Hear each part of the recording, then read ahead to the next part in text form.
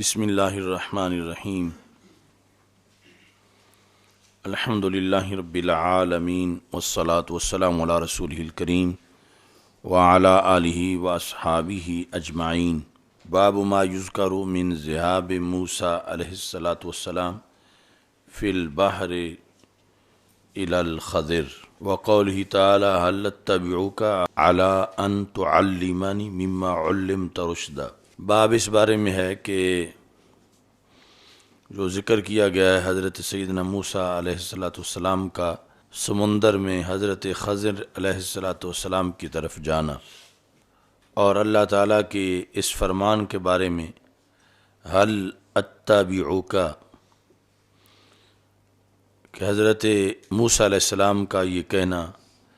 حضرت خضر علیہ السلام کو، کیا میں آپ کے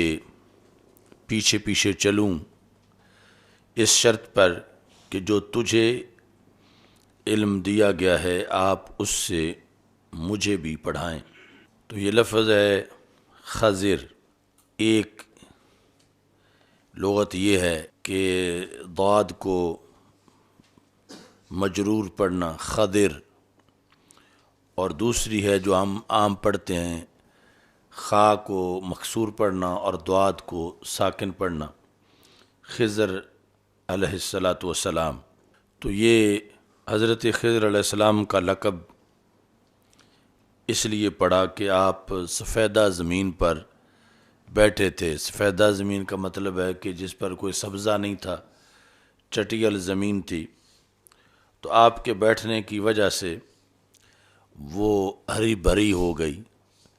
یعنی سبزہ اگ بھی آیا اور اگنے کے بعد اس نے لہلہانا شروع کر دیا۔ آپ کے بارے میں اختلاف ہے کہ آپ نبی ہیں یا ولی ہیں، تو اس میں ترجیح جو ہے وہ نبی والے قول کی ہے کہ حضرت خضر علیہ السلام نبی ہیں، اور اس پر دلیل ہے کہ جب اسی صورت کے اندر آپ فرماتے ہیں وَمَا فَعَلْتُهُ عَنْ أَمْرِي، یہ جو تینوں کام میں نے کیے ہیں، یعنی کشتی کا پھٹا توڑنا اور اس بچے کا سر اتارنا اور دیوار کو سیدھا کرنا، وَمَا فَعَلْتُهُ عَنْ أَمْرِي، میں نے اپنے حکم سے ایسا نہیں کیا۔ تو مطلب یہ ہے کہ اللہ کی طرف سے یہ مجھے حکم آیا کہ آپ یہ کام کرو، تو اللہ تعالیٰ کی طرف سے حکم آنا آپ کی نبوت کی دلیل ہے۔ باقی تعویل تو یہاں یہ بھی کی جا سکتی ہے کہ کہا جائے کہ ان تینوں کاموں کا حکم اس عہد کے نبی صلی اللہ علیہ وسلم کو اللہ کی طرف سے آیا، اور وہ حکم پھر اس نبی نے ان کی طرف منتقل کیا اور انہوں نے یہ کام کیے۔ تو اچھا جی، تو یہ تعویل مشکل ہے، چونکہ اس عہد کے نبی تو خود حضرت موسیٰ علیہ السلام تھے جو وہاں ساتھ موجود تھے، اور ان کے ذریعے سے اللہ تعالیٰ نے اگر یہ احکام حضرت خضر علیہ السلام تک پہنچائے ہوتے تو پھر حضرت موسیٰ علیہ السلام خود ان کی تفصیل کے بارے میں ان سے نہ پوچھتے یا اس سے علم حاصل نہ کرتے۔ اچھا جی، اور دوسرا حدیث شریف میں بھی ہے کہ حضرت خضر علیہ السلام نے اس سارے مسئلے پر گفتگو کرتے ہوئے حضرت موسیٰ علیہ السلام سے فرمایا کہ انا علی علم علمنی اللہ، کہ مجھے اس بارے میں ایک علم ہے جو رب نے مجھے دیا ہے۔ تو رب نے مجھے دیا ہے تو پتہ چلا کہ درمیان میں اور کوئی واسطہ نہیں ہے کہ کسی نبی کے ذریعے ان تک یہ پہنچا ہو حضرت خضر علیہ السلام تک،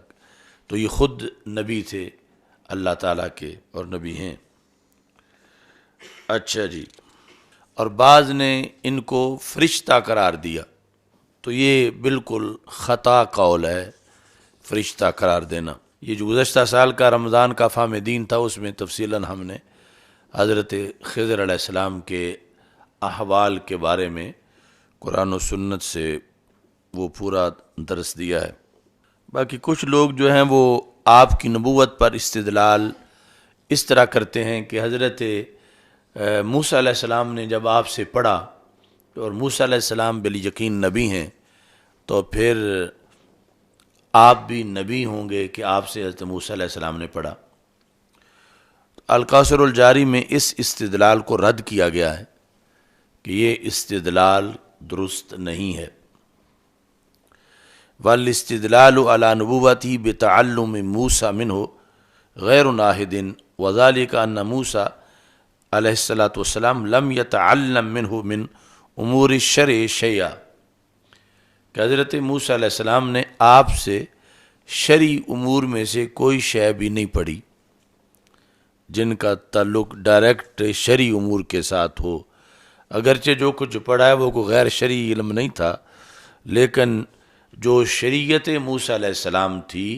اس کا کوئی حصہ انہوں نے حضرت خضر علیہ السلام سے حاصل نہیں کیا، کیونکہ حضرت موسیٰ علیہ السلام جو ہیں وہ نبی بھی تھے، اور نبی ہونے کے ساتھ ساتھ رسول بھی تھے، اور پھر جو ہے وہ اولی العزم رسولوں میں سے آپ ایک رسول ہیں، اور آپ کو اللہ تعالیٰ نے تورات دی کہ جس میں ہر شے کا بیان اس وقت کے لحاظ سے موجود تھا۔ تو یہ آپ کا حضرت خضر علیہ السلام کے ساتھ ساتھ جانا یہ ایک آزمائش تھی اللہ کی طرف سے، اور اس کا باعث وہ جملہ تھا کہ جب پوچھا گیا کیا تجھ سے بڑا کوئی علم والا ہے، تو آپ سے جس جملے کا صدور ہوا اس کے نتیجے میں یہ آزمائش جو ہے وہ شروع ہوئی، آگے وہ تفصیل سے آ جائے گا۔ اچھا جی، قال النووی الاکثرون علی انہ حی، ویسے تو جب ہم نبی مان رہے ہیں تو ہر نبی ہی زندہ ہیں۔ ان اللہ حرم علی الارض ان تأکل اجساد الانبیاء فنبی اللہ حی یرزق،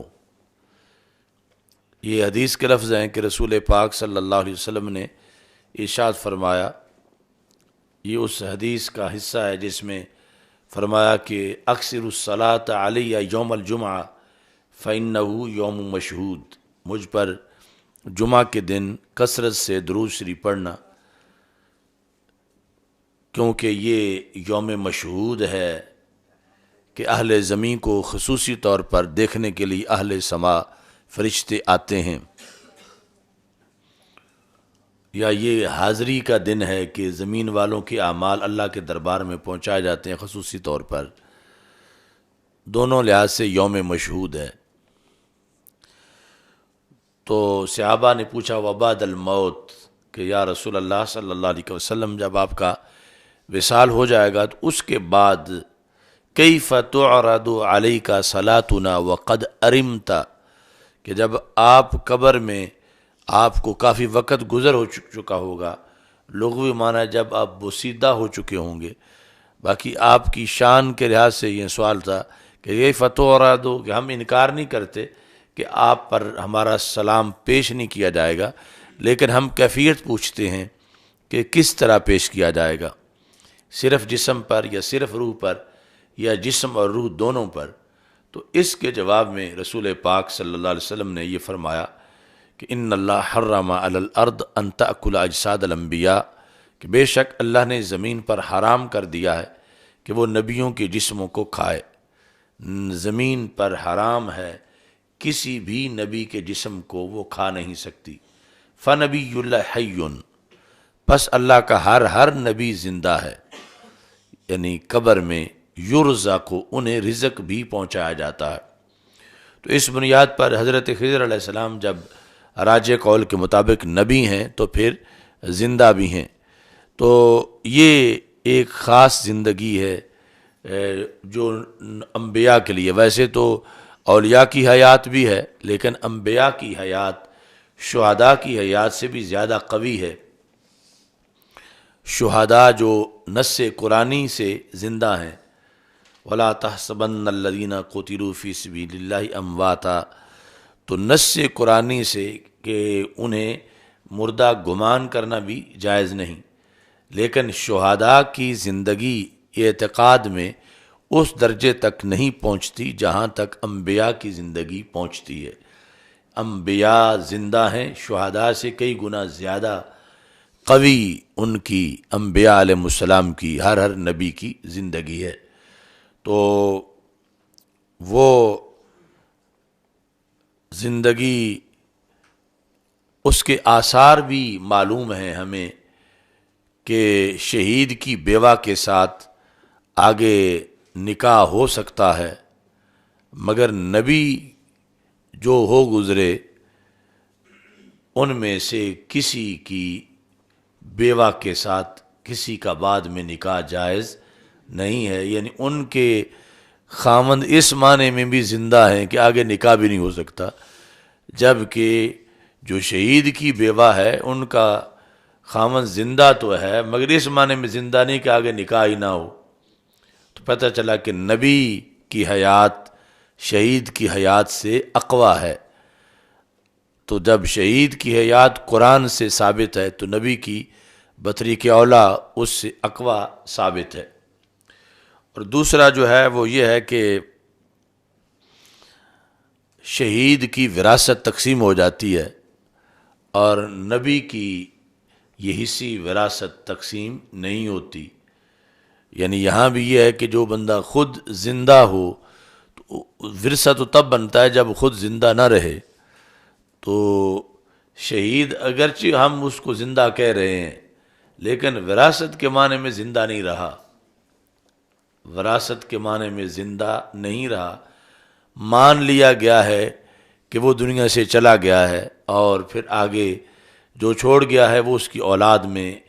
جو بھی ورثاء تقسیم کر دیا جائے۔ مگر اس جہت میں بھی انبیاء علیہ السلام کی زندگی اقویٰ ہے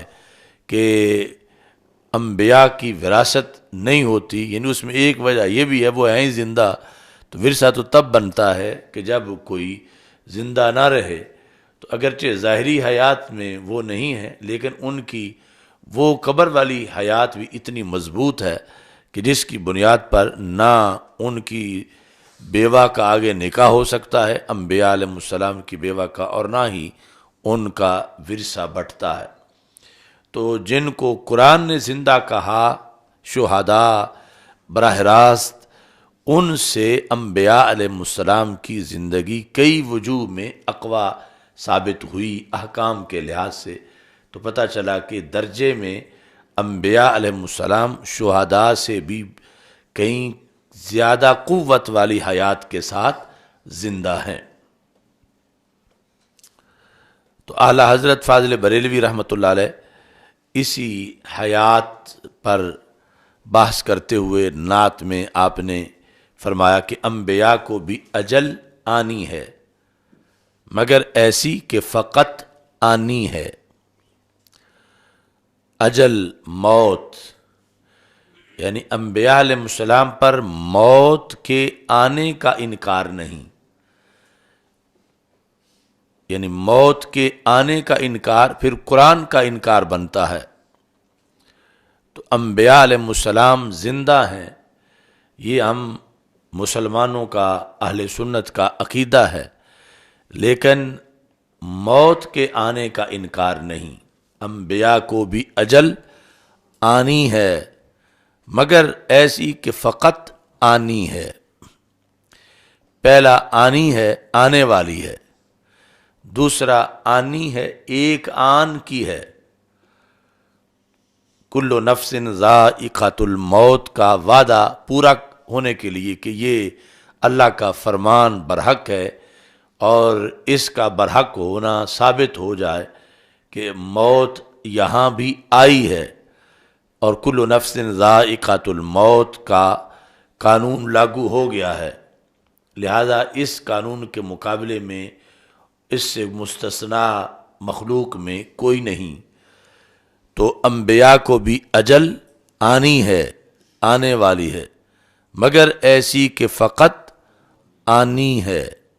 اس کو تجنیس کہتے ہیں کہ دو لفظ شکل میں ایک طرح کے نظر آئیں لیکن معنی جدا جدا ہوں.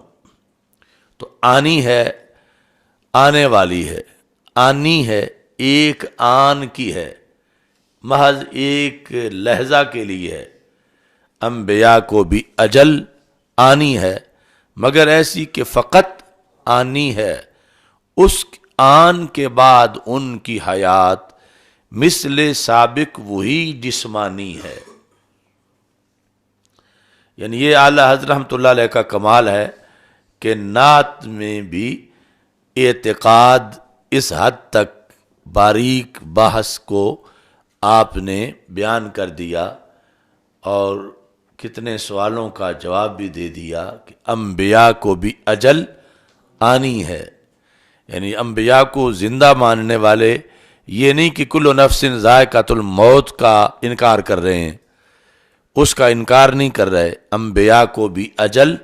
آنی ہے مگر ایسی کہ فقط آنی ہے،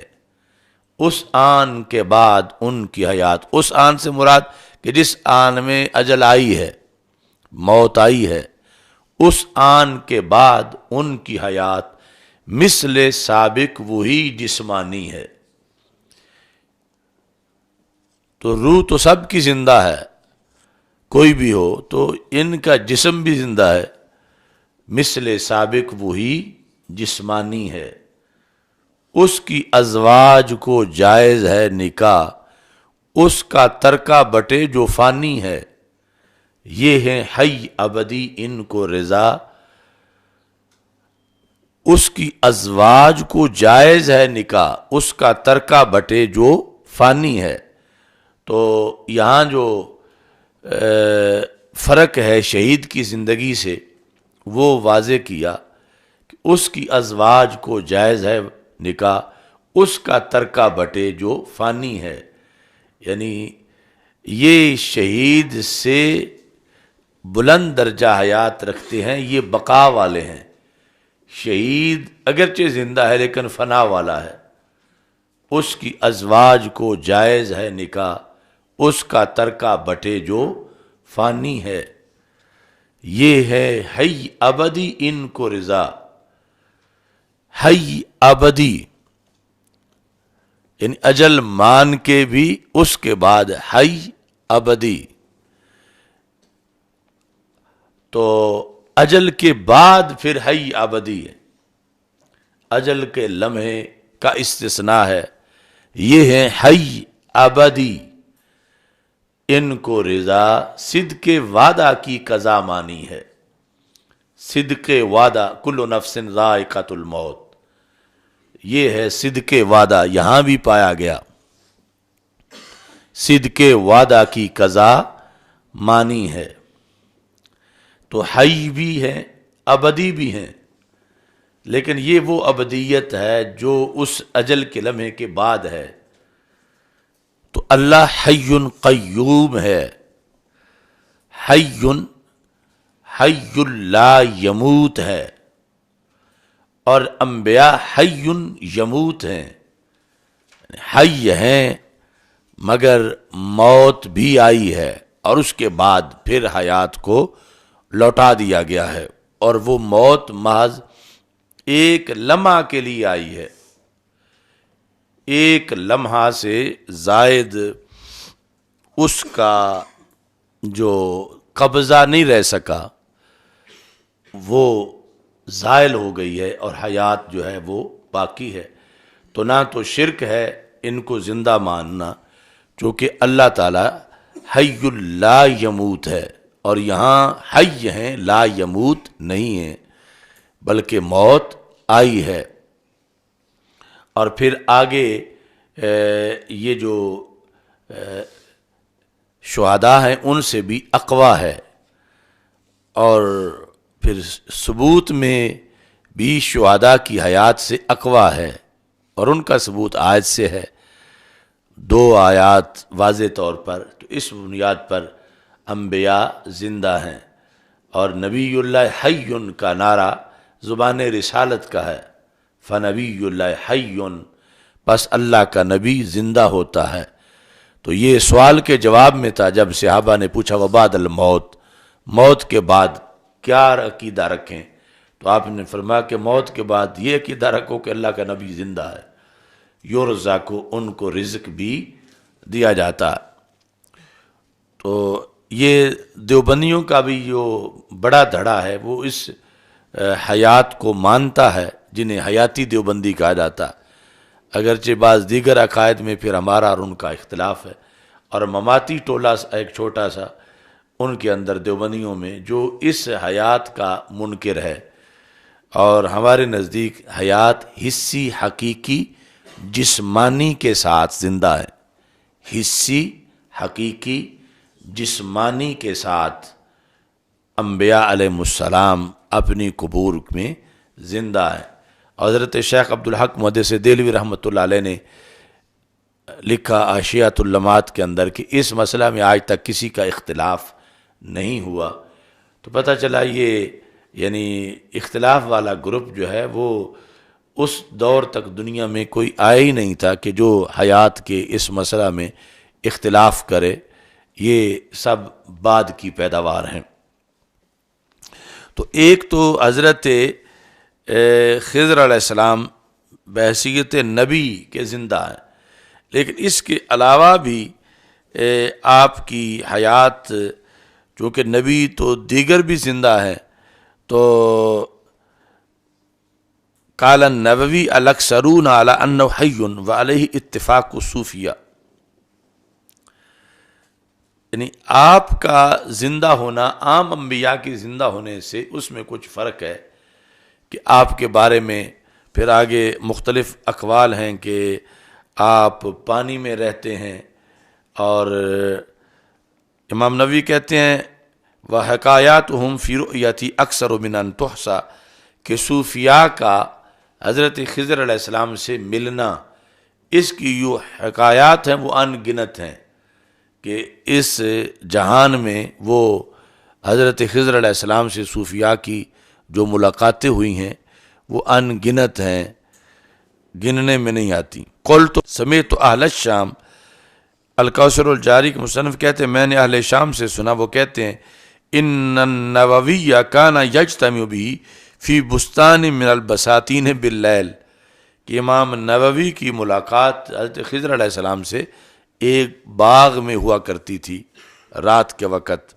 وَيُقَالُ إِنَّ الرَّجُلَ الَّذِي يَقْتُلُهُ الدَّجَّالُ ثُمَّ يُحْيِيهِ هُوَ الْخَضِرُ، کہ جس شخص کو دجال قتل کرے گا اور پھر زندہ کرے گا، جو آزمائش ہوگی اس وقت کے لوگوں کی، وہ شخص حضرت خضر علیہ السلام ہوں گے۔ لیکن آگے اس میں یہ انہوں نے کہا کہ یقالو، ایک قول ہے واللہ اعلم بحقیقت الحال، اللہ بہتر جانتا ہے حقیقت حال کیا ہے۔ تو یہ حدیث جو ہے آگے حضرت عبداللہ بن عباس رضی اللہ تعالی عنہ سے مروی ہے انہو تمارا ہوا والحر بن قیس بن حسن الفزاری فی صاحب موسیٰ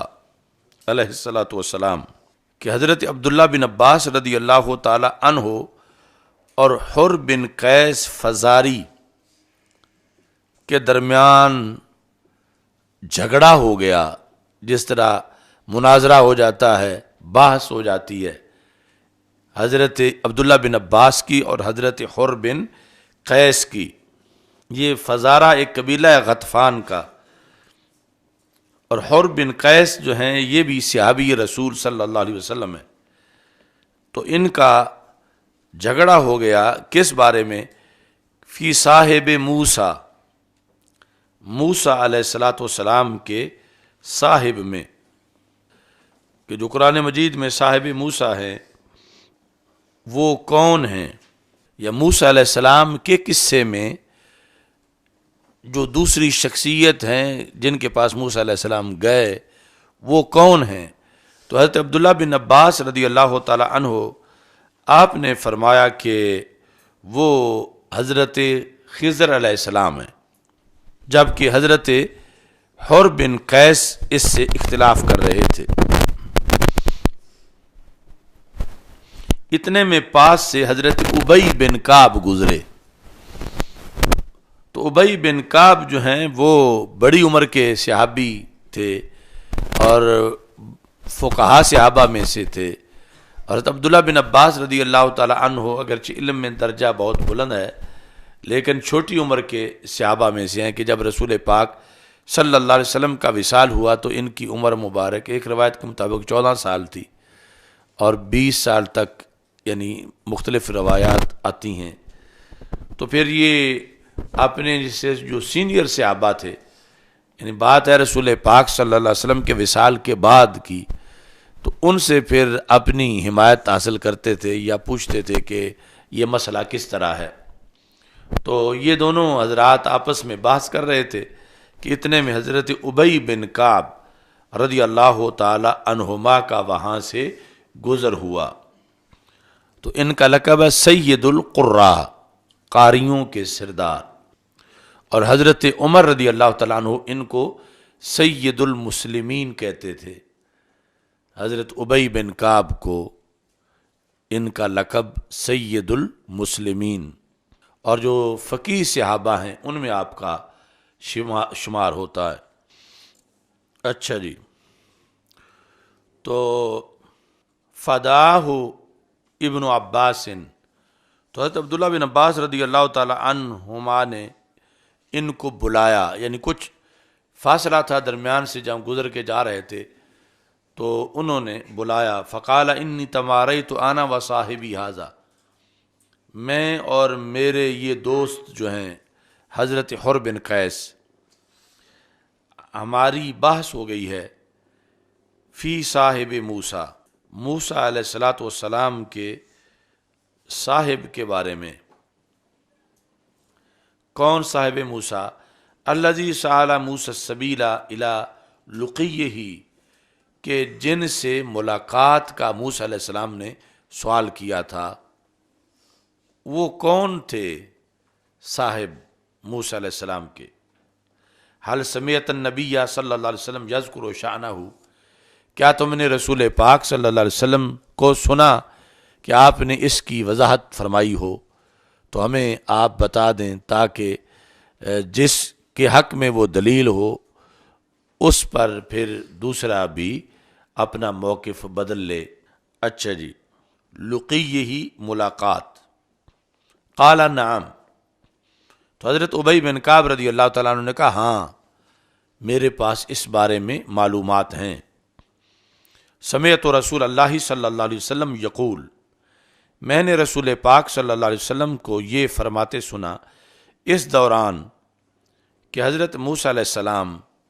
بنی اسرائیل کی ایک جماعت میں بیٹھے ہوئے تھے. بنی اسرائیل کی ایک محفل میں، یعنی چند لوگ بنی اسرائیل کے تھے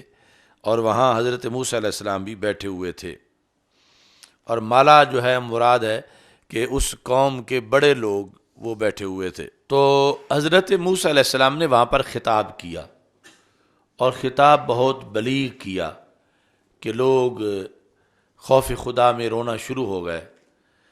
جاء رجل، تو ایک بندہ آیا اسی محفل کے دوران،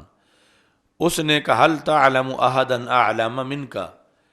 کہ اے موسیٰ علیہ السلام کیا آپ اپنے سے بڑا علم والا بھی کوئی جانتے ہیں؟ هل تعلم احدا، احدا موصوف ہے، اعلم صفت ہے کہ جو تجھ سے زیادہ پڑھا ہوا ہو، ایسا بھی کوئی ہے؟ یعنی ہم حیران رہ گئے ہیں آپ کے علم پر، کیا آپ سے زیادہ پڑھا ہوا بھی کوئی ہے؟ قال لا، تو حضرت موسیٰ علیہ السلام نے فرمایا کہ نہیں. تو آپ اس بات میں صادق تھے جو آپ نے فرمایا، صرف یہ بولنے میں خلاف اولا ہوا، یعنی کوئی ذنب یا خطا نہیں تھی بلکہ خلاف اولا تھا کہ آپ فرماتے کہ اللہ عالم، یعنی جب پوچھنے والے نے کیا آپ سے بڑا بھی کوئی علم والا ہے تو آپ فرما دیتی اللہ عالم. تو اللہ عالم کہنا اولا تھا، لیکن جو جواب دیا یہ اس جواب میں بھی آپ صادق تھے، یعنی جواب جھوٹا نہیں تھا، جواب غلط نہیں تھا، جواب صحیح تھا، مگر اولا جو ہے یہ تھا کہ آپ فرما دیتے اللہ اعلم۔ تو یہ جو پیچھے گزرا کہ اصل یہ مسئلہ سارا آزمائش کا تھا، اور آزمائش جو ہے وہ اس سوال کی بنیاد پر ہوئی، سوال کے جواب کی بنیاد پر، کہ آپ نے جو ہے وہ اللہ اعلم نہیں فرمایا، اگرچہ جو فرمایا اس میں آپ صادق تھے، اللہ عالم نہیں فرمایا، تو آزمائش اس پر شروع ہوئی۔ تو انبیاء علیہ السلام کی آزمائش خلاف اولا پر بھی ہو سکتی ہے، یعنی تھا خلاف اولا، کوئی ذنب نہیں تھا، لیکن خلاف اولا پر بھی آزمائش شروع ہو گئی نبوت کے بلند سٹیٹس کی بنیاد پر، کہ انبیاء کا مرتبہ بڑا بلند ہے۔ اچھا جی، تو اللہ تعالیٰ نے ان کی طرف وحی کی، حضرت موسیٰ علیہ السلام کی طرف، بلا کیوں نہیں، عبدنا خضر، ہمارا بندہ خضر علیہ السلام وہ آپ سے عالم ہیں۔ یہ اللہ تعالیٰ نے حضرت موسیٰ علیہ السلام کی طرف وحی کی۔ فَسَأَلَ مُوسَى السَّبِيلَ إِلَىٰ لُقِيِّهِ، تو حضرت موسیٰ علیہ السلام نے پھر یہ خواہش ظاہر کی کہ میں پھر اس عبد سے ملاقات کرنا چاہتا ہوں کہ جسے اے اللہ تو نے مجھ سے زیادہ علم والا بتایا، میں اس سے ملاقات کرنا چاہتا ہوں۔ فَجَعَلَ اللَّهُ لَهُ الْحُوتَ آیَةً، تو اللہ تعالیٰ نے پھر مچھلی کو نشانی بنایا کہ یہ مچھلی جو پکی ہوئی ہے کھانے کے لیے، جہاں جا کر یہ پانی میں زندہ ہو جائے گی تو وہاں حضرت خضر علیہ السلام ہوں گے، اور وہاں تم ان سے ملاقات کرو۔ وقیل لہ، اور کہا گیا حضرت موسیٰ علیہ السلام سے، اذا فقدت الحوت، جب تم نے مچھلی مفقود پائی، فرجے، پھر لوٹنا، فإنک ستلقاہ، تو وہاں تم ان سے ملاقات کرو گے۔ وکان یتبع اثر الحوت فی البحر، تو سمندر میں جو مچھلی کا نشان تھا اس کے پیچھے پیچھے گئے۔ فقال لموسیٰ فتاہ، حضرت موسیٰ علیہ السلام سے ان کے ساتھ جو خادم تھے انہوں نے کہا، ارأیت اذ اوینا الی الصخرۃ فانی نسیت الحوت، کہ جب ہم نے اس چٹان کی طرف پناہ لی، یعنی چٹان کے پاس بیٹھے، تو اس وقت میں مچھلی کو بھول گیا اور نہیں بلایا اس کو مگر شیطان نے کہ میں ذکر کرتا، یعنی آپ کو میں نہیں بتا سکا کہ مچھلی تو گم ہو گئی ہے، اور ہم آگے چلتے گئے ہیں تو وہ تو اس جگہ ہی گم ہو گئی تھی۔ قال ذلک ما کنا نبغی، کہ وہاں ہی ہم نے جانا تھا، تو اب پیچھے چلتے ہیں۔ فرتد علی آثارہما قصصا فوجدا خاضرا، تو انہوں نے وہاں پر حضرت خضر علیہ السلام کو پایا۔ فکان من شأنہما الذی قص اللہ عز وجل فی کتابہ، تو پھر وہ آگے سارا ان کا واقعہ ہے جو اللہ تعالیٰ نے کتاب میں، قرآن میں ذکر کیا ہے۔ تو مجمع البحرین، جہاں دو سمندر اکٹھے ہوتے ہیں، وہاں یہ جگہ تھی۔ دو سمندروں سے مراد ہے، ایک ہے بحر فارس اور دوسرا ہے بحر روم، یہ جہاں پہ اکٹھے ہوتے ہیں ان کا سنگم ہے۔ حضرت ابی بن کعب نے 164 حدیثیں روایت کی ہیں۔ بنی اسرائیل کا مطلب ہے اولاد یعقوب علیہ السلام، چونکہ اسرائیل حضرت یعقوب علیہ السلام کا نام ہے، اور اولاد یعقوب علیہ السلام جو ہے یہ 12 نفوس قدسیہ ہیں۔ فتح جو ہیں حضرت موسیٰ علیہ السلام کے ساتھ، وہ حضرت یوشع بن نون ہیں، یعنی جو خادم تھے حضرت موسیٰ علیہ السلام کے ساتھ، خادم بھی تھے اور شاگرد بھی تھے۔ قاصصہ کا مطلب ہے کہ اس کے نشانات پر پیچھے چلتے گئے۔ تو یہاں پر اصل موضوع میں 2 طرح کا اختلاف تھا، یعنی حضرت عبداللہ بن عباس رضی اللہ تعالیٰ عنہ اور حضرت حر بن قیس کے درمیان۔ ایک اختلاف یہ تھا کہ صاحب کون ہیں، یعنی جو گئے تھے اللہ کی طرف سے بھیجا گیا تھا وہ حضرت خضر علیہ السلام تھے یا کوئی اور بندہ تھا جن کے پاس حضرت موسیٰ علیہ السلام نے جانے کی خواہش ظاہر کی اور پھر اجازت ملی؟ تو یہ ایک اختلاف ہے صاحب موسیٰ علیہ السلام میں۔ دوسرا اختلاف خود موسیٰ میں تھا کہ وہ موسیٰ بن عمران ہیں جن پر تورات کو نازل کیا گیا، یا موسیٰ بن میشا ہیں، موسیٰ بن میشا، یعنی یہ اختلاف تھا حضرت عبداللہ بن عباس اور نوفہ بکالی کا۔ تو یہاں پر جو ہے وہ ایک اختلاف کا ذکر ہے جو حر بن قیس کے درمیان اور حضرت عبداللہ بن عباس اور حر بن قیس کے درمیان تھا کہ گئے کدھر تھے، یعنی حضرت خضر علیہ السلام تھے یا کوئی اور تھا جن کی طرف حضرت موسیٰ علیہ السلام گئے تھے۔ اور دوسرا اختلاف خود کہ موسیٰ تاریخ میں دو ہیں، ایک موسیٰ بن عمران ہیں جو مشہور حضرت موسیٰ علیہ السلام ہیں جن کو تورات دی گئی، اور دوسرے موسیٰ بن میشا ہیں۔ تو یہاں مراد کون سے موسیٰ ہیں، یہ بھی اختلاف ہوا حضرت عبداللہ بن عباس اور نوفہ بکالی کا۔ تو مراد حضرت موسیٰ علیہ السلام ہیں جو صاحب تورات ہیں۔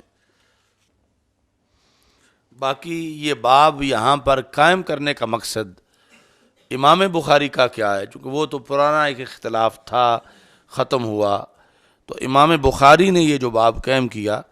تو اس میں مقصد ہے احتمال المشقہ فی طلب العلم، کہ طلب علم میں مشقت کا اٹھانا، یعنی علم اتنی بڑی چیز ہے کہ اس کے لیے ایک پیغمبر صلی اللہ علیہ وسلم نے بھی